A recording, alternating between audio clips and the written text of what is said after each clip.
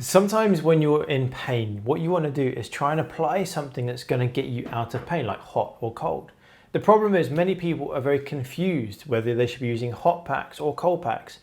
So in today's video, I'm going to explain a really simple analogy that hopefully is going to help you to remember whether you should use hot packs or cold packs. So the first thing I'll say is, imagine you're out with a friend or a group of friends, and then someone all of a sudden becomes very angry and irritated, and they go hot and red in the face. What do you tell them to do? Go outside and cool off. So in relation to you, if you have an injury that's acute, so you just injured yourself and now you've got a lot of pain, you've got some spasms, some swelling, some inflammation, you can't move without being in pain, then the chances are it's in acute pain and you need to apply some cold. You need to cool it off. So anytime you injure yourself and you're in acute pain, apply a cold pack.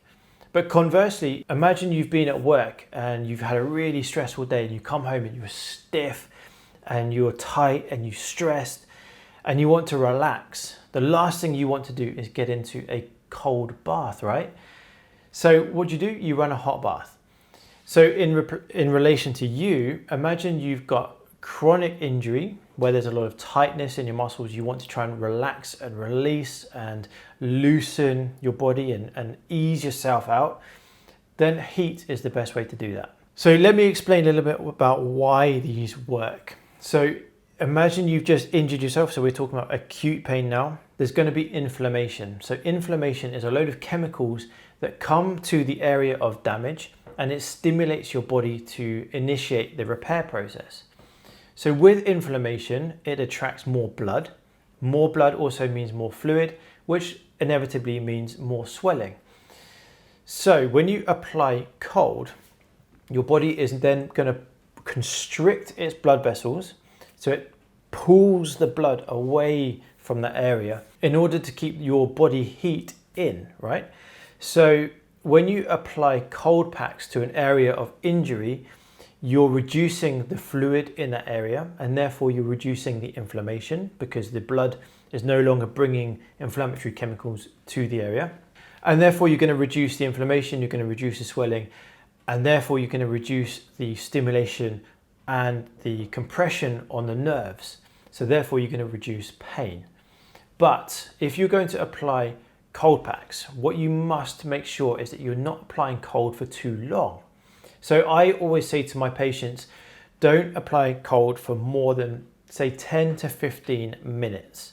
And the reason is because while you do want to suppress a bit of inflammation, you don't want to suppress it for too long. If you suppress it for too long, potentially you will also delay your body's healing time. So you could actually make an acute problem go into more of a chronic problem or increase the amount of time it just takes to repair that injury. So 10 to 15 minutes is absolutely fine. It's enough to reduce pain. And you can do this sort of twice every hour. So I usually say you can apply it for 15 minutes, give your body then half an hour to return the temperature of the tissues back to normal, and then you can apply it again. So potentially you could get 2 cold sessions in per hour. So let's say it was on the O clock, 15 minutes of cold, half an hour of time without the cold pack, and then you could do another 15 minutes on. Hopefully that makes sense. Then if you're going to be applying hot packs or hot water bottles, I would say no more than about 20 to 30 minutes. So you could leave this on for slightly longer, but if there is any inflammation or if there's any pain, potentially applying heat for too long can also increase the inflammation. And that's because it does the opposite of cold. So when you apply heat, you're bringing or you're stimulating blood to that area. So with that, potentially you're increasing the fluid, potentially increasing inflammation or swelling.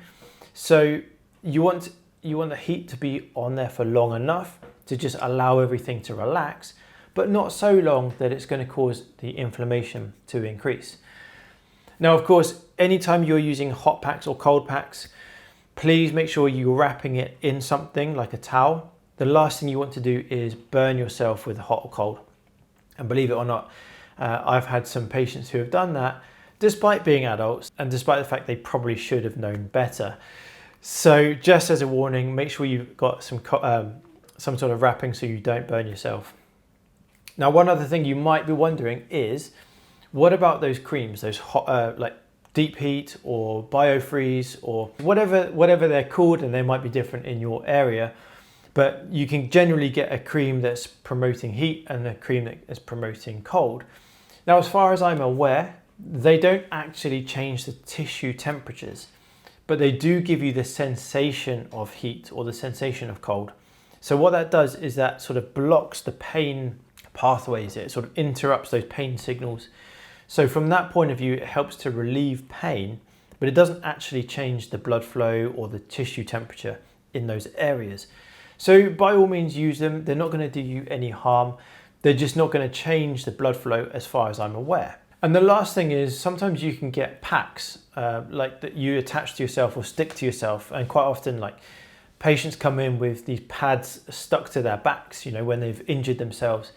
And quite often people use these packs when they're in acute pain, which is actually the worst thing that they can do. They should be using cold packs. So if you are going to use some sort of pack that you can stick to yourself, first of all, make sure if it's hot that you're not in acute pain. So make sure it's for a chronic problem. And then secondly, because you can stick these packs to you, it means you can walk around with them, you can have them on for longer. But that means you're keeping them on for longer than half an hour usually. So if you are going to use one of these hot packs that you can stick to you, don't keep it on for longer than half an hour, because potentially you could just increase the inflammation and make the problem worse. So what I want you to do now is just let me know in the comments below, did that explanation help you? Has that kind of enlightened you as to what you should be using, cold or hot? And if you have been using hot or cold, have you been doing it wrong? Have you been using it for too long? So let me know if that was helpful. If there's anything that I've missed out, please let me know in the comments below. And until the next video, guys, stay safe and I will see you soon.